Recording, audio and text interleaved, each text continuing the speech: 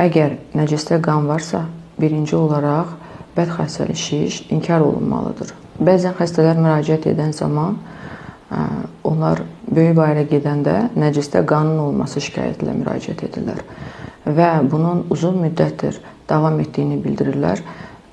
Niyə görə müayinə olunmadınız sualına isə cavabları mən babasil kimi düşündüm, müxtəlif şamlardan və məlhəmlərdən istifadə etdim. Lakin heç bir effekt vermədiyini gördüyüm üçün onkoloqa müraciət etdim. Bu qan polip hesabına da ola bilər, hemoroid hesabına da ola bilər, yəni babasil kimi adlandırdığımız.